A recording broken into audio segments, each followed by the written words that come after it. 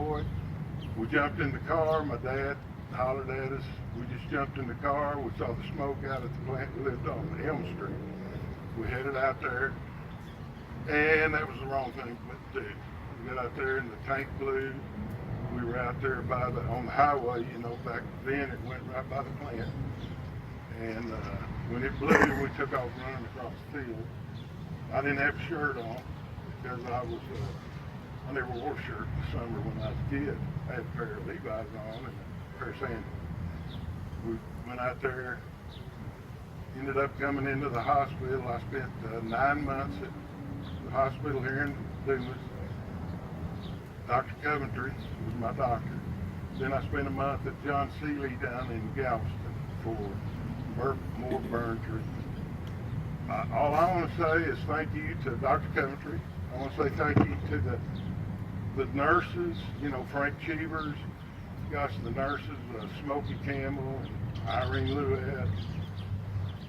Oh gosh, I could go on and on. They just treated me wonderfully down there. They let me do whatever I wanted to do. I was 10 years old. And I could ride up and down the halls in my bike, and some of you that know me might remember that. They'd let my dog come up and see me, my little dog.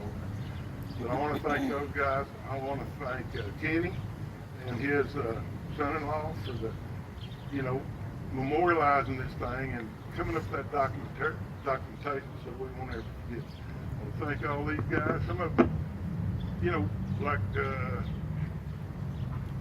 Sam Gibson was my scout leader at that time. He was a Cook Scout leader. And of course, Mr. Milligan, Doug Milligan's dad. We all knew him. Doug was in my class. And I knew all these, Mr. Donald Thompson, and I didn't know the guys from Sunray, but of course we all knew everybody from Dumas. It's a small town. We had a lot of funerals and stuff. Thanks to you guys for all the stuff y'all do still. And for memorializing this thing. I think you do it every year. Continue to do that because it's Mr. Lummis too. I left him on. That was Mrs. Lummis taught. His wife taught English up at the high school, and his dad, Charlie Mack Lummis, was mine. Thanks also to my wife for having listened to these stories for all these years. Every July 29th, she gets to listen. Okay, Kenny? Thank y'all. Thanks, George.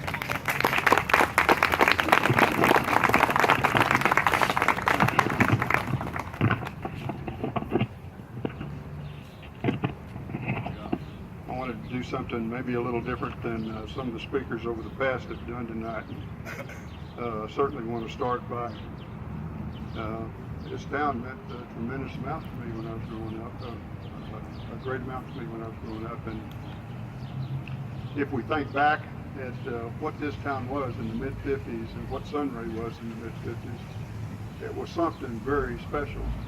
And of course, I always remember the rainstorms, which I hope we don't get for a few minutes here.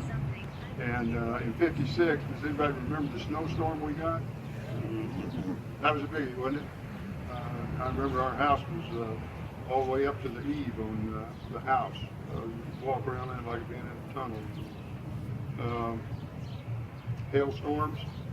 I can remember working for an old farmer when he was about to cut wheat, and a hailstorm came through. And by the time it came through, he didn't have any wheat to cut. The only thing he had was a bottle of whiskey to reach down under the full floor. We knew him well, Kenny. Yeah. And I remember dirt storms. I remember when you could turn the porch light on the house and not see more than 10 feet, and it was 10 o'clock in the morning. We'd have to go down to the old junior high and shovel the coach to get us to shovel the gym out because it'd sweep the dirt up and shovel it out. And jumping in the back of pickups to go fight grass fires, you know, gunny sacks and a barrel of water. And I remember church on Sunday morning. I remember church on Sunday night. And I remember church on Wednesday night. Remember the old Evelyn Theater here, and Evelyn Theater, and I remember seeing the Ten Commandments there when I was a kid. And I can't remember the name. Was this the Star over here? Star? Okay. And the drive-in theater, the old drive-in theater, they used to have dollar night. You remember that? Every other night, everybody in the trunk was free.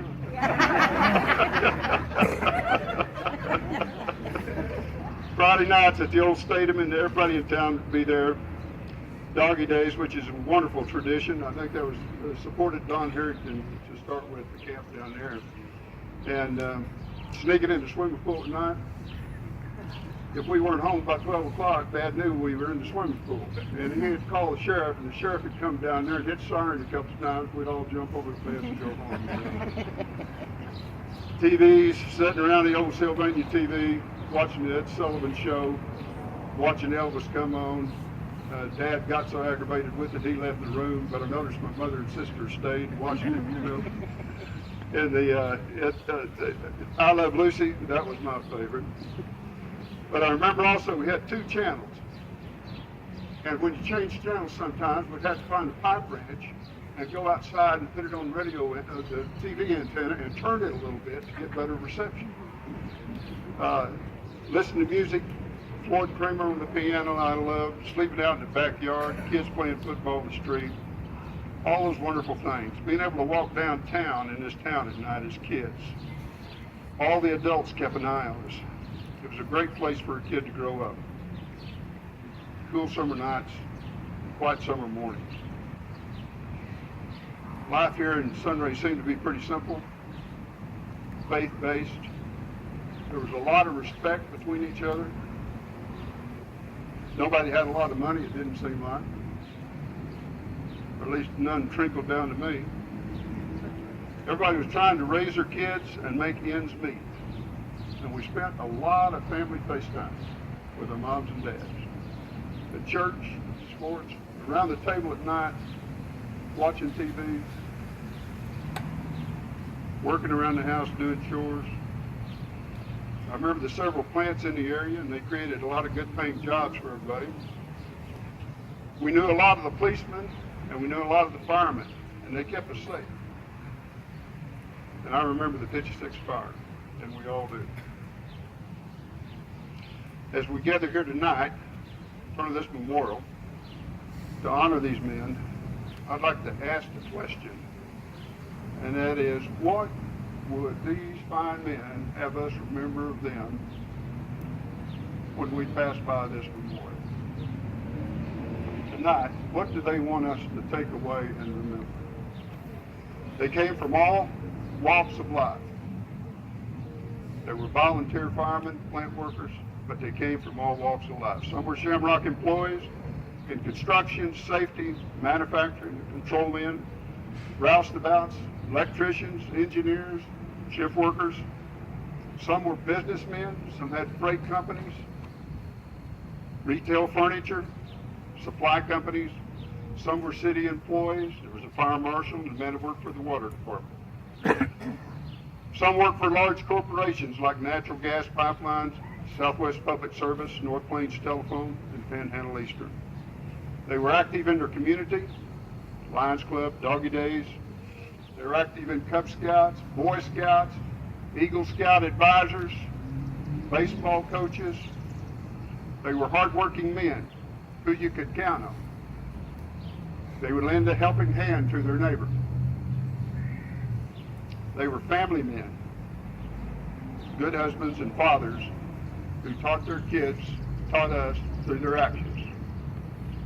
They spent a lot of time with their kids. And besides this, most of these men up here were firemen.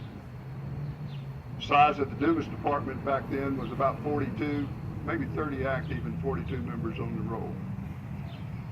The size of Sunray, I think, was 15 to 20 at that time, something like that. Clayton Mills said that the requirements to be a fireman in Dumas or Sunray was you had to be recommended by another member of the fire department.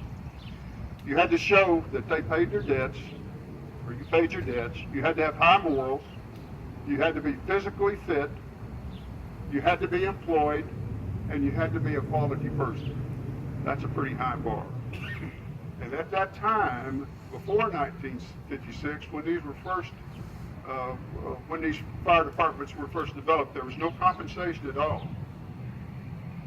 At the time of the 56 fire, These men received $2 to hook up a big hose in the city of Dumas or Sunray. And if it was a night fire, they received another $2. The cities paid for this. The cities did not pay for fire outside of the city and the county.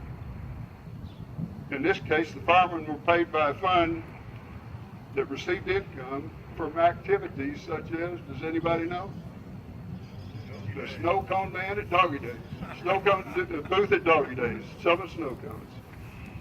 The county usually would pay, the city owned all the trucks, so the county would usually pay about $50 for the trucks when they came out to reimburse for the trucks.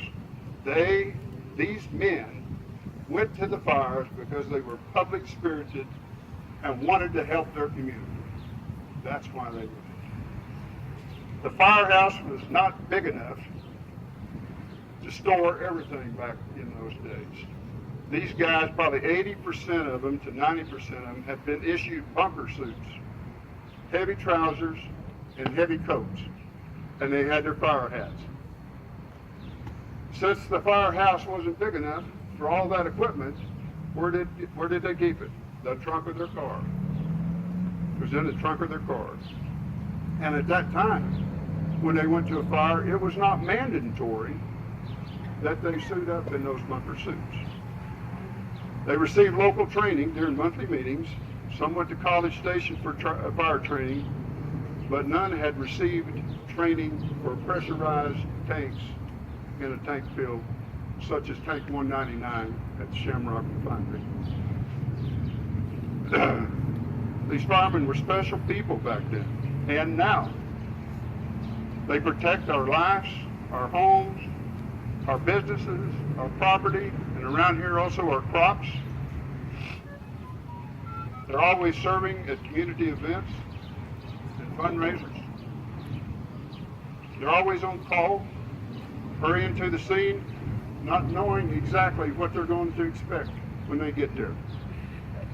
They have to make decisions on the spot. They bravely have each other's backs.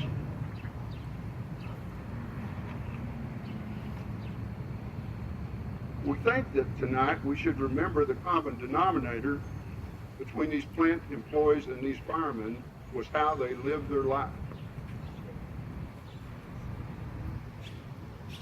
Also, they both worked in dangerous environments. Shamrock back then was a dangerous environment. And on July the 29th, 1956, they were all acting as firemen.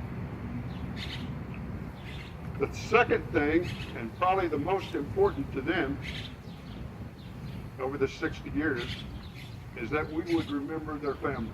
They were so proud of their families and so proud of their kids.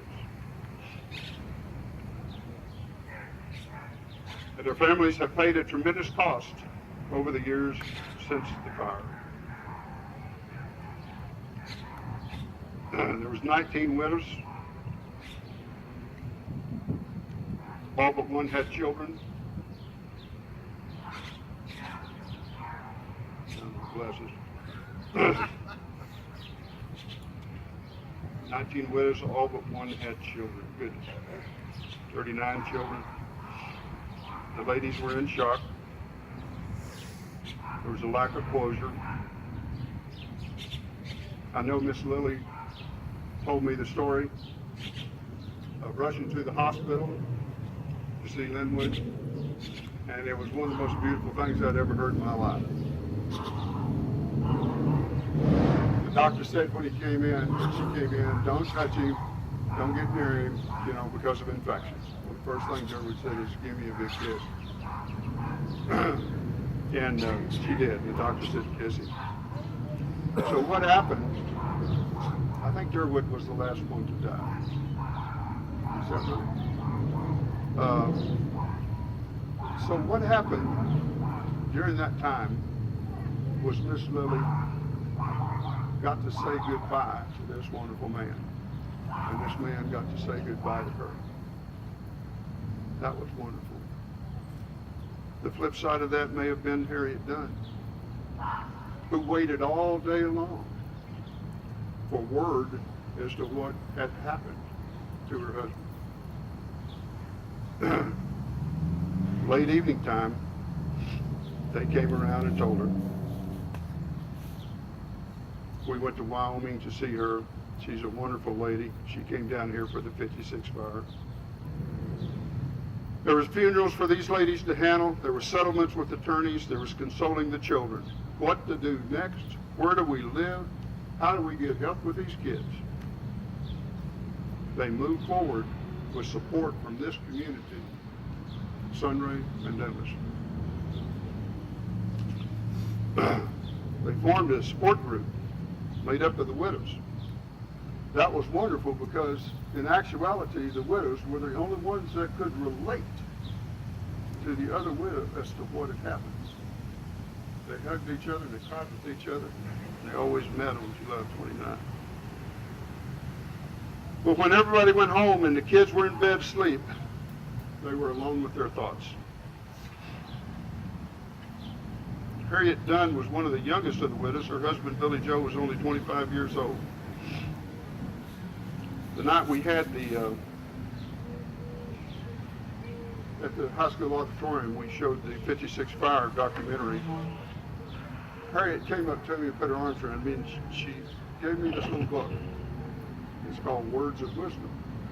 And it was a book that when she saw something that could help her through the day, she would write it down.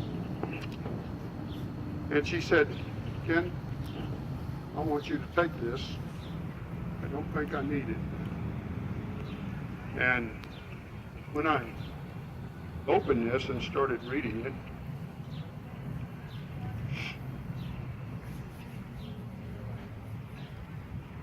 one thing this recorded is never forget what is worth remembering, or remember what is best forgotten.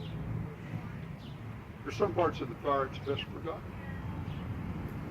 But the memory of this, the memories of the widows, the memories of the children, that's what we want. Another one, what lies behind us and lies before us are tiny matters compared to what lies within us. That sounds like Ralph Waldo Emerson, doesn't it?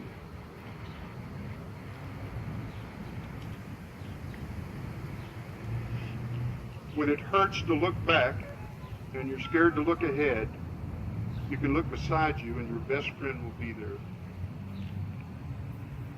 I cherish this.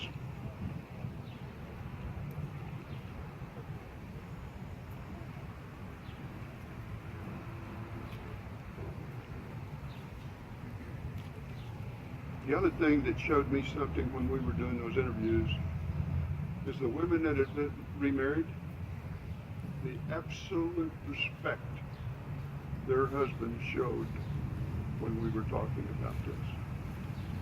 I mean, if they felt it, they knew. The children, 39. Some were old enough they had to tell their moms. They came out and got them off the tractor in the field, and they had to go tell their moms what had happened. Some were old enough they had to console their moms. Some young ones consoled their moms. Most were devastated. Little girls who had lost the love of their life. Boys who had lost their hero and pal. Some were too young to ever remember their dads. At least one hadn't been born yet. And there's the brothers and the sisters and the parents. These guys here would also have you remember their fellow firemen and plant workers that were burned.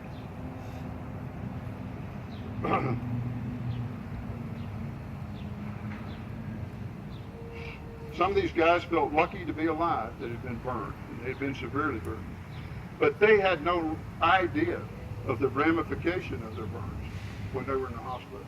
Man, they kept their spirits up. They were still banded together, just like a bunch of firemen. You see them today, they band together and they help each other out, and they've got each other's backs, they support each other, and that's the way they were in the hospital. The stay was lengthy, but they weren't ready for those bandages to come off, because when those bandages came off, they knew that was it for life. That's when they were going to carry him for life. Not only the physical, but the emotional. These heroes would have us remember the responders, all the other plant employees that came in, all the other fire departments from the other towns, the doctors, the funeral homes, and they would also have you remember the community.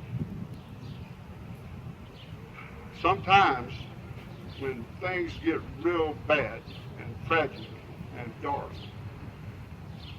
it kind of gets hard to see God sometimes. You kind of lose it. You think, well, why? Well, this community showed God. They were here for the families, the widows and the children. They were here to help with meals, helping with the funerals. All the friends, the fellow workers, fellow firemen always take care of their own. There was a Dumas and Sunray Disaster Relief Fund. That was raised by the firemen in Texas, all over the state of Texas. They sent a check to Sunray for $20,913. They sent a check to Dumas for $18,299. That's what firemen think of helping each other, right? Donations from firemen all over the state. Example of how serving and caring that firemen are. A brotherhood, a special people. The tragedy. Just after the fire and through the years, there was a certain quietness about all the details of the fire and the cause of the explosion. I can't tell you how many people we interviewed that couldn't tell us what had happened at the plant. But now a lot has been written and learned about what happened on that Sunday morning in 1956. A lot of memories of the fire have been recorded. A lot of articles in the press over the years. A lot of speakers have stood right here on an annual basis and talked to you. After the fire, there was an exhaustive report done by a D.C. firm that pretty well spelled out most of what had happened, and it was never released. And it still hasn't been released to those families. There was articles from Fire World. There are still things we don't know for sure, and that was, why was there pentane in the dike area of Tank 199 that morning? The thing we are sure about is the ignition source was an open heater down at an asphalt tank. These firemen were not prepared to enter this tank farm other than in the type of person they were. They did not have training on this pentane tank, on a pressurized tank. Very few people understood in the country, the whole country, how to fight a fire like this. Some of them didn't have their personal protection on them.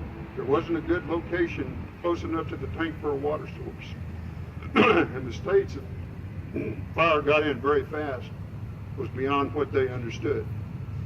It's easy to say that looking back, but they were there, and there was no one else to do it. So they got to work doing what they thought was best. They made a decision. They were tough, proud, independent men. They were dependent on each other, brave and invincible. I better speed up. I see some lightning over there. Going into the tank farm to fight that tank was an impossible task because a couple of things happened that they didn't know might happen. One, the tank collapsed. The second was the vapor. The fire went out, and the vapor was expelled for 700 feet. And then it reignited when oxygen came back into the air. So the people that were running were saturated with that vapor when the second ignition hit. Years later, I watched TV one morning as two planes flew into the World Trade Center.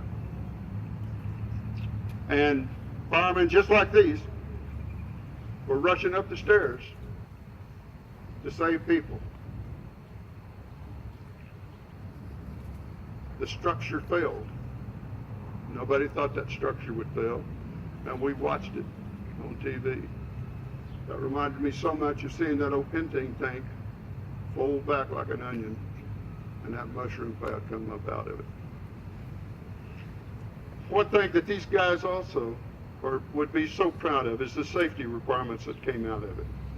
I know you've heard this before, that everything that went wrong that day, there was a safety rule that made it right. Spray system on all pressurized tanks to keep it cool and prevent rupture. Personnel would be removed to 1,000 feet from a fire. They would be wearing protective clothing. Relocation of direct fires heaters in the tank field. No cast iron equipment should be employed for pumps, casing, valves, pipes, or line fittings. Adequate fire mains in the tank farms. Pumps placed outside of the dike, no longer inside the dike. The study showed that depending on the degree of flame development, that a pressure storage tank like this could explode within 10 minutes. Some 51 years later, when my son-in-law and I decided to make a documentary of this, while there were people still to be interviewed, all of you remember sharing with us the things that probably were some of the deepest, darkest things and memories in such a loving, wonderful, outpouring way, showing us keepsakes and pictures. You cried, they cried, we cried. We could see the faith, hope, and strength that they had found to go forward. And everybody always immediately asked about others. How are they doing? Where are they? Oswald Chambers once said that you always know the person who has been through the fires of sorrow and received themselves, because you're always certain you can go to them in trouble and they will have ample time for you. I've never seen so much love come out of so many emotional and physical scars. My memory of the Panhandle are based on the strength of the people here. It's been 60 years now since the fire. Sometime in the not-so-far future, all the widows and the men burned and the eyewitnesses will be gone. Then all the children will be gone. Then the unbearable, unthinkable grief and tears that were shed will be harder for future generations to comprehend. Mr. Bronson had a dream about his father. He seemed very far away, and he couldn't see his face clearly. In some ways, the fire is going to be like that shortly for us. We know now that life is more fragile than we like to think. So what would these heroes have us remember about them? The love poured out and the tears shed by the families and the entire community speaks to the kind of men they were and the contribution to the heritage of Moore County that they've made. These men's lives were not defined by the 56 fire. They had already done that in the way they lived and loved and practiced their faith and had a passion to serve their communities. They gave their lives by bravely responding to a fire in the only way they knew how. They took on the responsibility